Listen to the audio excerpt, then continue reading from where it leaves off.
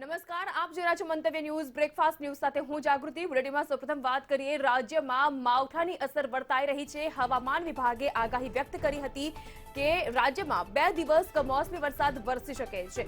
એ મુજબ અમદાવાદમાં વહેલી સવારથી જ વાદળછાયું વાતાવરણે સામ્રાજ્ય સ્થાપિત કર્યું છે। માવઠાને લઈને વેસ્ટર્ન ડિસ્ટર્બન્સની અસર હવે જોવા મળી રહી છે। ઉત્તર ગુજરાત, સૌરાષ્ટ્રની સાથે હવે દક્ષિણ ગુજરાત, મધ્ય ગુજરાતમાં પણ માવઠાનો માર વ્યક્ત થઈ રહ્યો છે કે જ્યાં 40 થી 60 કિલોમીટરની ઝડપે પવન ફૂંકાઈ શકે છે તેવી આગાહી પણ હવામાન વિભાગે વ્યક્ત કરી હતી।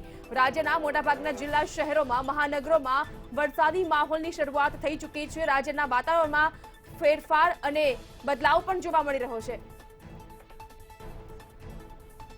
તો રાજ્યમાં આજે અમરેલી, ગીર સોમનાથ, દીવ, ભાવનગરમાં માવઠાની આગાહી છે। કમોસમી વરસાદ વરસવાની શરૂઆત પણ થઈ ચૂકી છે ત્યારે આણંદ, વડોદરા, છોટાઉદેપુર, નર્મદામાં પણ કમોસમીનો વરસાદનો મારો યથાવત રહેશે। ભરૂચ, સુરત, ડાંગ, નવસારીમાં પણ કમોસમી વરસાદનો માર સહન કરવો પડશે અહીંના સ્થાનિકો અને ખાસ કરીને ખેડૂતોએ।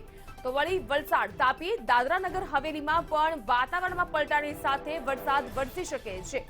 એટલે કહી શકાય કે સાબરકાંઠા, બનાસકાંઠામાં પણ વાતાવરણમાં પલટો આવી શકે છે અને વરસાદ નોંધાઈ શકે છે અને જે મુજબ કેટલાક વિસ્તારમાં વરસાદી માહોલની શરૂઆત પણ થઈ ચૂકી છે ત્યારે આવતીકાલે સાબરકાંઠા, બનાસકાંઠા, અરવલ્લીમાં વરસાદી માહોલ યથાવત રહેશે।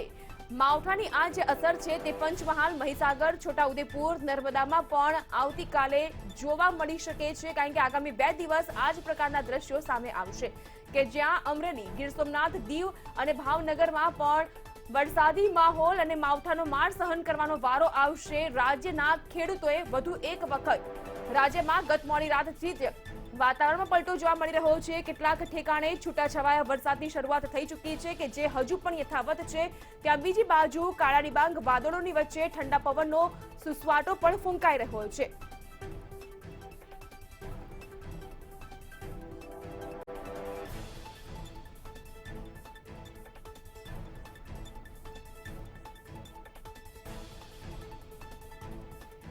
તો રાજ્યમાં માવઠાની સ્થિતિને લઈને સુરતથી જોડાઈ ચૂક્યા છે સંવાદદાતા સંજય મહંત અને રાજકોટથી આપણી સાથે જોડાયા છે ભૂમિત જાની। આપ બંનેનું સ્વાગત।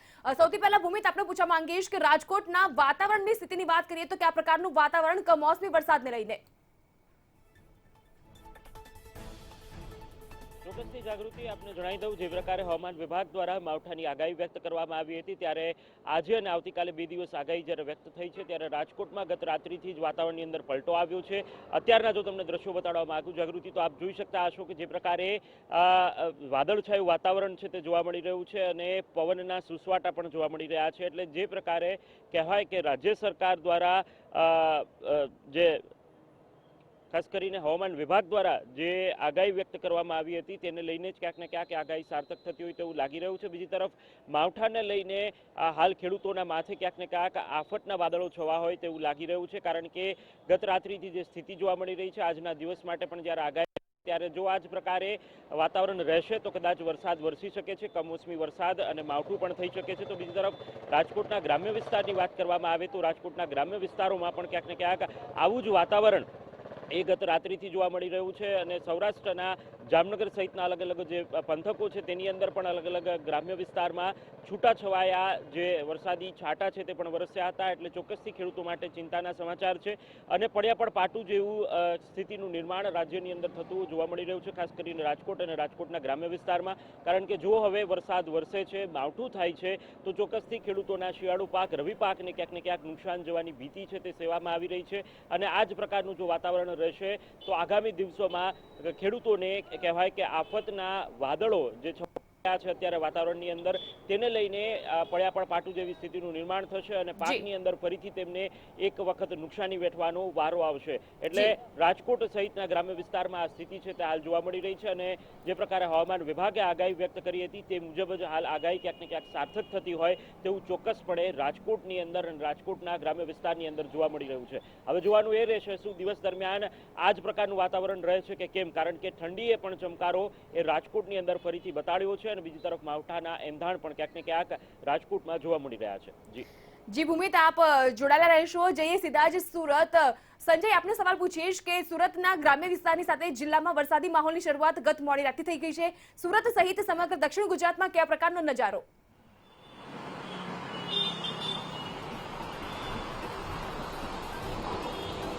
સુરત શહેર અને દક્ષિણ ગુજરાતની જો વાત કરીએ તો ગઈકાલે બપોર બાદ વાતાવરણમાં અચાનક પલટો આવી રહ્યો હતો અને ત્યારબાદ સાંજથી વરસાદની શરૂઆત થઈ હતી. કેટલાક વિસ્તારોમાં ભારે વરસાદ તો કેટલાક વિસ્તારોમાં ઝરમર વરસાદ ગઈકાલ સાંજથી જ શરૂ થયો હતો. રાત્રિ દરમિયાન આ વરસાદનું જોર વધ્યું હતું ને લગભગ તમામ વિસ્તાર એટલે કે સુરત શહેર સહિત સમગ્ર દક્ષિણ ગુજરાતના તમામ વિસ્તારોમાં ઝરમર વરસાદ ગઈ રાતથી જ વરસી રહ્યો છે. આજે વહેલી સવારથી પણ આકાશમાં કાળા ડિબાંગ વાદળો છવાયા છે. મહત્વપૂર્ણ બાબત એ છે કે પવનની ગતિ ખૂબ જ ઓછી છે. 4 કિલોમીટર પ્રતિ કલાકની ઝડપે પશ્ચિમ દિશા તરફથી એટલે કે સમુદ્ર કિનારા તરફથી પવન ફૂંકાઈ રહ્યો છે અને આ પવનની ગતિ ધીમી પડતા વરસાદનું જોર વધી રહ્યું છે. દક્ષિણ ગુજરાતના તમામ વિસ્તારોમાં વરસાદ વરસી રહ્યો છે. સુરત શહેરમાં વહેલી સવારથી વરસાદ વરસતા લોકો એક અસમંજસમાં મુકાયા હતા કે હવે શિયાળો શરૂ થયો છે કે ચોમાસું શરૂ થયું છે. સ્વેટર પહેરવું કે રેઇનકોટ તેની સમસ્યા સુરતવાસીઓને સતાવી રહી છે. તો બીજી બાજુ ખેડૂતોની જો વાત કરીએ તો ખેડૂતોની હાલત કફોડી થવા પામી છે. છેલ્લા 2 વર્ષથી જે પ્રમાણે વાતાવરણ બદલાઈ રહ્યું છે, માવઠાઓ થઈ રહ્યા છે, વાવાઝોડાઓ દરિયા કિનારે ફૂંકાઈ રહ્યા છે, એટલે ખેડૂતોની 2 વર્ષની સિઝન તો નિષ્ફળ ગઈ જ છે. ત્યારે આ વખતે પણ ડાંગરનું જે કાપણી ખાસ કરીને સમુદ્ર કિનારાના વિસ્તારોમાં અત્યારે ડાંગરની કાપણી ચાલી રહી છે. મોઢા સુધી આવેલો કોળિયો છીનવાય તેવો માહોલ અત્યારે જોવા મળી રહ્યો છે અને ખાસ કરીને દક્ષિણ ગુજરાતમાં શાકભાજી પાકની ખેતી સૌથી વધુ પ્રમાણમાં કરવામાં આવતી હોય છે અને વાદળછાયા વાતાવરણ અને માવઠાને કારણે શાકભાજી પાકમાં જીવાતોનો ઉપદ્રવ વધી જતો હોય છે અને એટલા માટે શાકભાજીનું ઉત્પાદન સતત ઘટે તેવા સંજોગો અત્યારે જોવા મળે છે. આમે સુરત શહેરમાં શાકભાજીનો ભાવ આસમાન આંબી રહ્યો છે. ત્યારે આવનારા દિવસોમાં જો ઉત્પાદન વધુ ઘટે તો શાકભાજીના ભાવ વધુને વધુ ઊંચા જાય તેવી શક્યતાઓ છે. હાલ તો વરસાદી માહોલ સમગ્ર દક્ષિણ ગુજરાતમાં જોવા મળ્યો છે અને જો હવામાન ખાતાની વાત માનીએ તો આગામી 3 દિવસ એટલે કે હજી પણ 2 ડિસેમ્બર અને 3 ડિસેમ્બર સુધી દક્ષિણ ગુજરાતમાં વરસાદ વરસે તેવી શક્યતાઓ અને સંભાવનાઓ વ્યક્ત કરવામાં આવી રહી છે. જી સંજય, પડેપડની માહિતી માટે આપનો ફરીથી સંપર્ક સાધવામાં આવશે. હાલ તો તમામ જાણકારી બદલ સંજય આપનો અને ભૂમિત આપનો આભાર. તો રાજકોટ અને સુરતના દ્રશ્યો અને ત્યાંની માહિતી મેળવી, કારણ કે આ માવઠાની જે અસર વર્તાઈ રહી છે તેને કારણે હવે ખેડૂતો પર પડ્યા પર પાટું અને સીધી જ અસર પાકને લઈને થશે.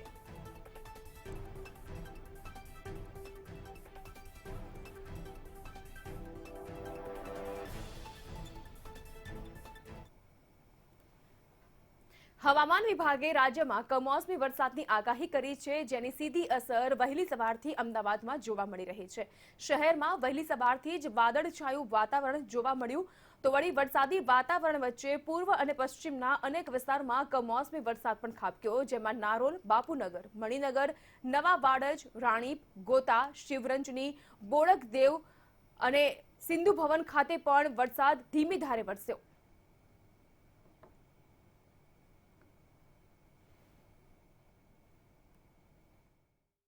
હવામાન ખાતા દ્વારા આગામી 2 દિવસ વરસાદમય વાતાવરણ સમગ્ર ગુજરાતમાં રહેશે તેવી આગાહી કરવામાં આવી છે. જો વાત કરવામાં આવે તો અમદાવાદમાં વહેલી સવારે 6 વાગ્યાથી જે અમદાવાદના પૂર્વ અને પશ્ચિમ વિસ્તારમાં જે વરસાદમય વાતાવરણ છે તે વરસાદમય વાતાવરણ બન્યું હતું અને જે ધીમી ધારે વરસાદ છે તે વરસ્યો હતો. અમદાવાદના પૂર્વ વિસ્તારની વાત કરવામાં આવે તો બાપુનગર, નરોડા, નારોલ, વિક્રોળ, સરસપુર, ઓઢવ સહિતના જે વિસ્તારો છે ત્યાં આગળ વહેલી સવારે જે વરસાદમય વાતાવરણ બન્યું હતું અને અમદાવાદના પશ્ચિમ વિસ્તારની જો વાત કરવામાં આવે તો એટલે કે સોલા, સેટેલાઇટ, વસ્ત્રાપુર, વેજલપુર સહિતના જે વિસ્તારો છે ત્યાં આગળ વહેલી સવારે જે વરસાદમય વાતાવરણ છે તે બન્યું હતું.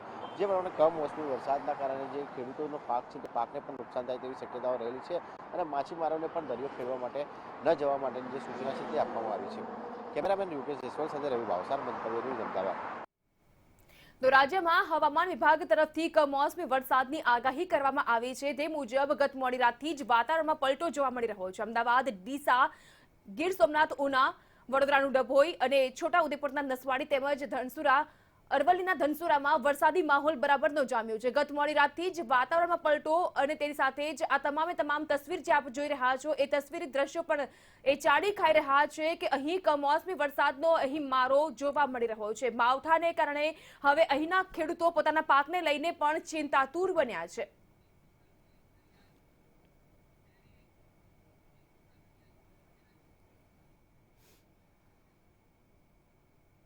મધ્ય ગુજરાતની જો વાત કરવામાં આવે તો નડિયાદ સહિત ખેડા જિલ્લામાં પણ આ જ પ્રકારના દ્રશ્યો સામે આવી રહ્યા છે, કારણ કે અહીં પણ વરસાદી માહોલ જોવા મળ્યો અને નડિયાદ સહિતના વિસ્તારમાં ઝરમર વરસાદની શરૂઆત થઈ ચૂકી છે. હવામાન વિભાગ તરફથી આગાહી આપવામાં આવી છે અને એ આગાહીને પગલે હવે રાજ્યમાં આ જ પ્રકારના દ્રશ્યો સામે આવી રહ્યા છે કે જ્યાં નડિયાદ સહિતના વિસ્તારોમાં પણ ઝરમર વરસાદની શરૂઆત થઈ ચૂકી છે અને માવઠાને કારણે તમાકુ, શાકભાજી જેવા પાકને વ્યાપક નુકસાન પહોંચે તેવી ભીતિ ખેડૂતો સેવી રહ્યા છે. એટલે કહી શકાય કે આ માવઠાને કારણે વધુ એક વખત ખેતીલાયક પાક પર વ્યાપક અસર અને નુકસાન થવાની ભીતિ હવે ખેડૂતોમાં ચિંતાતુર માહોલ ઉભો કરી રહ્યું છે. રાજ્યમાં હજુ પણ આજે અને આવતીકાલે આ 2 દિવસ કમોસમી વરસાદના આવા દ્રશ્યો યથાવત રહેશે.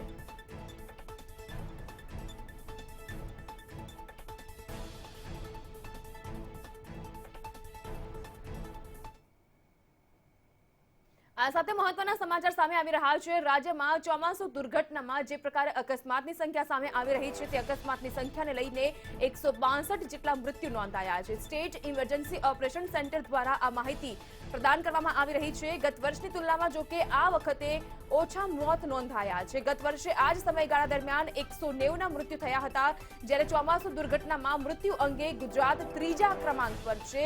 મહારાષ્ટ્રમાં 489 મૃત્યુ નિપજ્યા હતા. હિમાચલ પ્રદેશમાં 298 વ્યક્તિઓ મૃત્યુ પામ્યા. આ સમયગાળા દરમિયાન માનવ મૃત્યુ ઉપરાંત કૃષિ પાકને પણ ચોમાસામાં વ્યાપક નુકસાન પહોંચ્યું છે. ગુજરાતમાં 1.49 લાખ હેક્ટર જેટલા પાકને વ્યાપક નુકસાન પહોંચ્યું છે.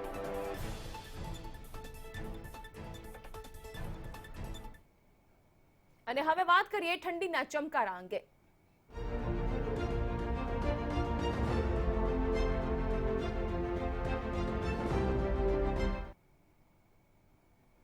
આજથી ડિસેમ્બરની શરૂઆત થઈ રહી છે અને ડિસેમ્બરની શરૂઆત એટલે શિયાળાનો વિધિવત પ્રારંભ એવું કહેવાતું હોય છે, ત્યારે રાજ્યમાં હવે ઠંડીના પ્રમાણમાં ક્રમશઃ વધારો થતો જોવા મળી રહ્યો છે. વહેલી સવારથી જ ઠંડા પવનો ફૂંકાઈ રહ્યા છે. એક તરફ કમોસમી વરસાદની આગાહી વચ્ચે રાજ્યમાં કમોસમી વરસાદનો માહોલ, ત્યાં બીજી બાજુ અમદાવાદમાં પણ વરસાદી છાંટાને કારણે અમદાવાદમાં પણ ઠંડીનું જોર વધતું જોવા મળી રહ્યું છે. 19.8 ડિગ્રી સાથે જો કે નલિયા સૌથી ઠંડુગાર બન્યું છે અને આગામી દિવસોમાં ઠંડીનું જોર વધવાની પ્રબળ આશંકા શક્યતા વ્યક્ત કરવામાં આવી રહી છે.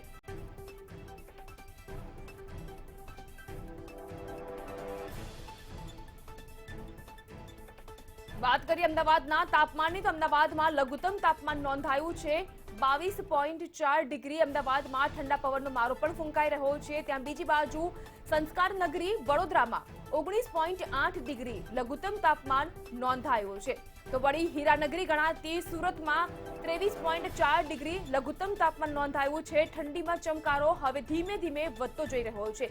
રંગીલા રાજકોટના તાપમાનની વાત કરીએ તો અહીં લઘુત્તમ તાપમાન નોંધાયું છે 22.4 ડિગ્રી અને રાજકોટના વાતાવરણમાં પણ પલટો. જો કે નલિયા સૌથી ઠંડુગાર, કારણ કે 19.8 ડિગ્રી લઘુત્તમ તાપમાન નલિયાનું.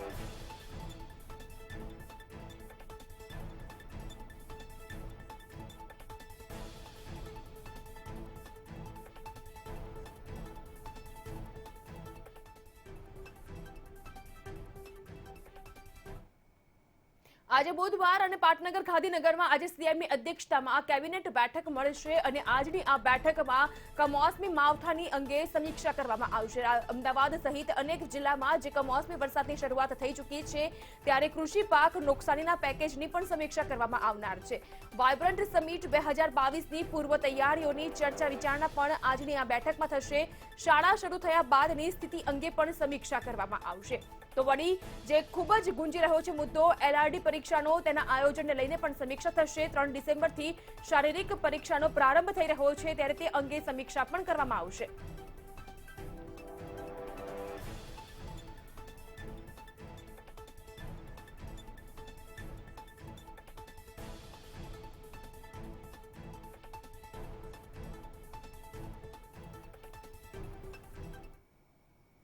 આ સાથે રાજકોટથી મહત્વના સમાચાર સામે આવી રહ્યા છે. પીજીવીસીએલમાં જોઈન્ટ એમડીની નવી પોસ્ટ કાર્યરત કરવામાં આવી છે, જેમાં રાજકોટ મનપા કમિશનરના પત્ની બન્યા છે એમડી પીજીવીસીએલના જોઈન્ટ એમડી તરીકે પ્રીતિ શર્માની નિમણૂક કરવામાં આવી છે. અમિત અરોરાના 2 દિવસમાં ચાર્જ સંભાળશે. અમદાવાદ ટેલિફોન ડેપ્યુટી કંટ્રોલર તરીકે તેઓ ફરજ નિભાવશે. એટલે કહી શકાય કે પીજીવીસીએલ રાજકોટમાં મનપા કમિશનરના જે પત્ની છે તેઓ એમડી તરીકેની હવે ફરજ નિભાવશે. તેઓ બની ચૂક્યા છે એમડી, એટલે કે પ્રીતિ શર્માની પીજીવીસીએલના જોઈન્ટ એમડી તરીકે નિમણૂક કરવામાં આવી છે. બીજી બાજુ અમિત અરોરા 2 દિવસમાં ચાર્જ સંભાળશે. તેઓ અમદાવાદ ટેલિફોન ડેપ્યુટી કંટ્રોલર તરીકે ફરજ બજાવતા છે.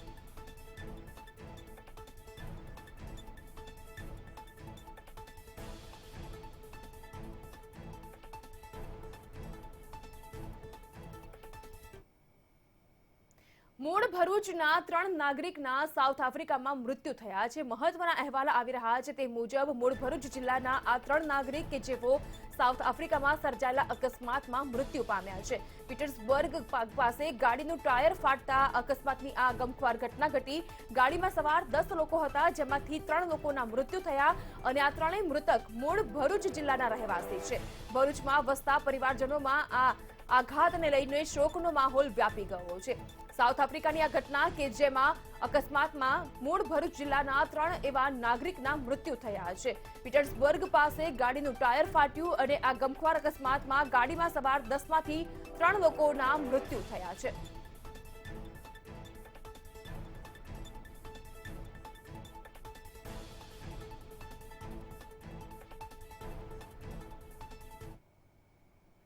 રાજ્યમાં સરકારી તબીબો દ્વારા આંદોલનનું શસ્ત્ર ઉગામવામાં આવ્યું છે. ત્યારે વધુ એક વખત આજે અમદાવાદની બીજે મેડિકલ કોલેજમાં તમામ સિનિયર ડોક્ટર્સની એક બેઠક મળવા જઈ રહી છે.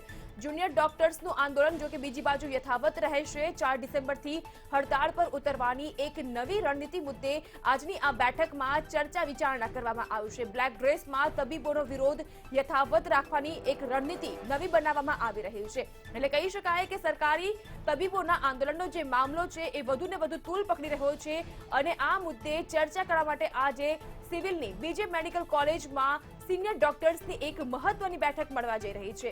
અને બીજી બાજુ જ્યાં સિનિયર ડોક્ટર્સ આ બેઠકમાં ચર્ચા વિચારણા પોતાની માંગ મૂકશે, ત્યાં જુનિયર ડોક્ટર્સ પોતાનું આંદોલન યથાવત રાખશે બ્લેક ડ્રેસમાં.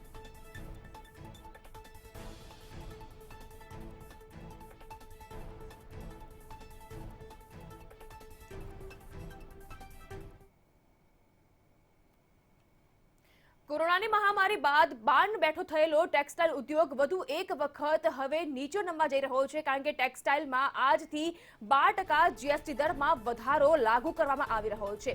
5%નો જે જીએસટી દર હતો તેને વધારીને સીધો જ 12% કરી દેવામાં આવ્યો છે. ગુજરાત સહિત દેશના 13 કરોડ પરિવાર સંકટમાં મુકાયા છે. કારણ કે કોરોનાની મહામારી બાદ માંડ બેઠો થયો હતો સુરતનો આ ટેક્સટાઇલ ઉદ્યોગ કે જ્યાં મોટી સંખ્યામાં લાખોની સંખ્યામાં મજૂરોને રોજગારી મળતી હોય છે. પરંતુ વધુ એક વખત વાંકો વળવા માટે આ જે કાપડ ઉદ્યોગ છે એ આજે જવા થઈ રહ્યો છે. કારણ કે 5%થી વધારીને જીએસટી દર સીધો જ 12% લાગુ કરી દેવામાં આવી રહ્યો છે. ત્યારે વેપારી એસોસિએશન અને ઉદ્યોગકારો મુશ્કેલીમાં મુકાઈ રહ્યા છે અને તેવો આ જીએસટી દર વધારવામાં આવ્યો છે તેને લઈને કેન્દ્ર અને ગુજરાત સરકારને રજૂઆત પણ કરવામાં છે. આજે સુરતના કેટલાક વેપારીઓ ગાંધીનગરમાં આવીને રજૂઆત પણ કરવાના છે.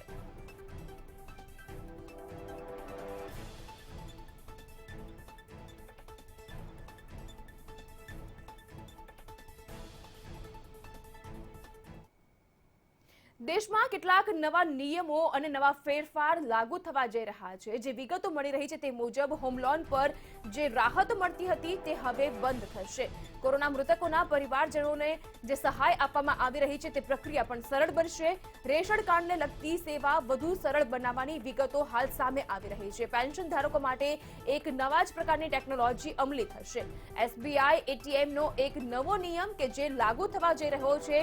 ટીવી ચેનલ્સના બિલમાં આજથી જો કે વધારો ઝીંકવામાં આવી રહ્યો છે. એલપીજી ગેસ સિલિન્ડરની કિંમતમાં પણ ફેરફાર કરવામાં આવી રહ્યો છે. એટલે કહી શકાય કે વિવિધ ક્ષેત્ર ઉપર અને વિવિધ પાસા ઉપર દેશમાં આજથી નવા ફેરફાર જોવા મળશે અને નવા નિયમો પણ લાગુ કરવામાં આવી રહ્યા છે.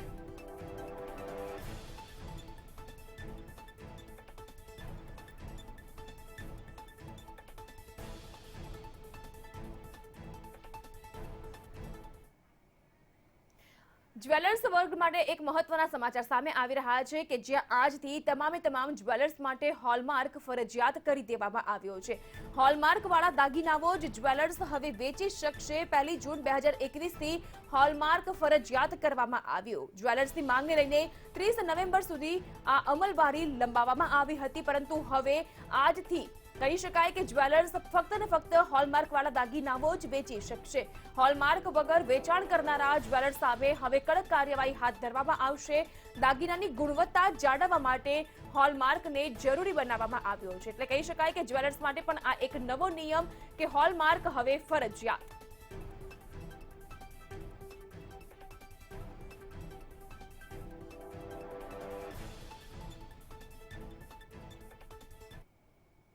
અને હવે વાત કરીએ વિશ્વ એડ્સ દિન અંગે.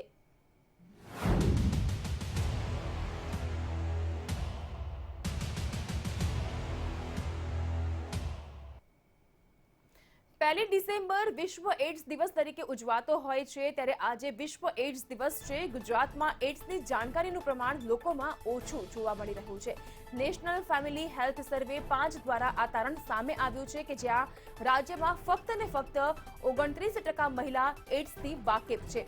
રાજ્યમાં 36% પુરુષ વર્ગ એવો છે કે જેને એડ્સ અંગે તમામ માહિતી હોય. રાજ્યમાં 1.03 લાખ લોકો એડ્સ પીડિત હોવાનું તારણ પણ આ સર્વે 5માં સામે આવ્યું છે. જો કે હજુ પણ રાજ્યના ગ્રામ્ય વિસ્તારમાં એડ્સ જાગૃતિનો અભાવ જોવા મળી રહ્યો છે અને તેને કારણે જ એડ્સ પીડિતની સંખ્યામાં વધારો થતો હોય છે. એટલે કહી શકાય કે નેશનલ ફેમિલી હેલ્થ સર્વે 5 દ્વારા આ મહત્વનું તારણ સામે આવ્યું છે કે જ્યાં રાજ્યમાં માત્ર 29% મહિલા અને 36% પુરુષો જ એડ્સની માહિતીથી માહિતગાર છે.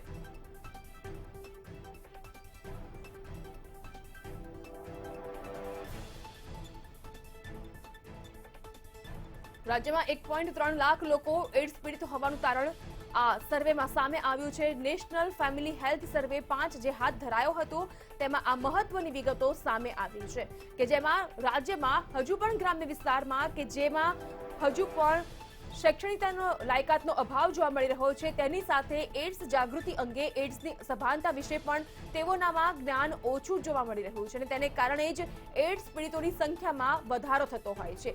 એક શરમ લોકો અનુભવતા હોય છે અને તેને કારણે તેઓ જાહેરમાં લોકોને કહેવાનું પણ પસંદ નથી કરતા. બીજી બાજુ એડ્સની માહિતી ઓછી હોવાને કારણે પણ આ રોગ દરમાં વધારો થતો હોય છે.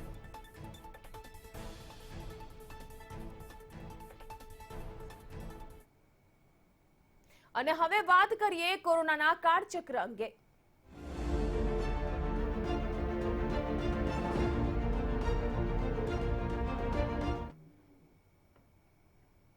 છેલ્લા 2 વર્ષથી સમગ્ર વિશ્વ કોરોનાની મહામારી સામે ઝઝૂમી રહ્યું છે, ત્યારે વધુ એક વખત છેલ્લા 24 કલાક દરમિયાન 5.75 લાખ સમગ્ર વિશ્વમાં કોરોનાના નવા કેસની સંખ્યા નોંધાઈ છે. આ સાથે જ 7,532 જેટલા દર્દીઓ કોરોનાની મહામારીમાં મૃત્યુ પામ્યા છે. છેલ્લા 24 કલાક દરમિયાન 2.2 કરોડ સમગ્ર વિશ્વમાં કોરોનાનો એક્ટિવ કેસનો આંક જોવા મળી રહ્યો છે. આપણે વાત કરી રહ્યા છીએ વિશ્વની સ્થિતિ અંગે.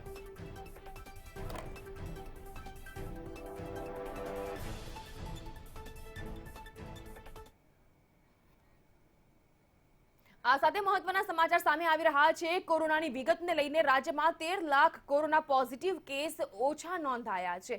જે વિગતો પ્રાપ્ત થઈ રહી છે તે મુજબ 43,000 કોવિડના કારણે મૃત્યુનું રિપોર્ટિંગ પણ ઓછું થયું છે. પ્રોજેક્ટ જીવન રક્ષાના રિપોર્ટનો આ ચોંકાવનારો અહેવાલ છે. ગુજરાતમાં પ્રધાનમંત્રી જન આરોગ્ય યોજનામાં કોવિડ દર્દી નોંધાયા નથી. પીએમ જન આરોગ્ય યોજના હેઠળ 14.02 લાખ દર્દીઓને સારવાર આપવામાં આવી છે. 14.02 લાખ પૈકી ગુજરાતમાં એક પણ કોવિડ દર્દીનો સમાવેશ કરવામાં ન આવતા આ ચોંકાવનારો અહેવાલ સામે આવ્યો છે પ્રોજેક્ટ જીવન રક્ષાના રિપોર્ટમાં. એટલે કહી શકાય કે રાજ્યમાં 13 લાખ કોરોના પોઝિટિવ કેસ ઓછા નોંધાયા છે. જો કે આ રિપોર્ટને લઈને કેટલીક ચોંકાવનારી વિગતો સામે આવી રહી છે અને શંકાસ્પદ પણ આ રિપોર્ટ લાગી રહ્યો છે, કારણ કે ગુજરાતમાં આટલા મૃત્યુ અને આટલા પોઝિટિવ કેસ નોંધાયા બાદ પણ પીએમ જન આરોગ્ય યોજના હેઠળ 14.02 લાખ દર્દીઓની સારવાર કરી હોવા છતાં પણ તેમાં ગુજરાતનો એક પણ દર્દી નોંધાયો નથી. એટલે ખૂબ જ ચોંકાવનારી આ વિગતો કહી શકાય. તો બ્રેકફાસ્ટ ન્યૂઝમાં આજે બસ આટલું જ. રજા આપશો. નમસ્કાર.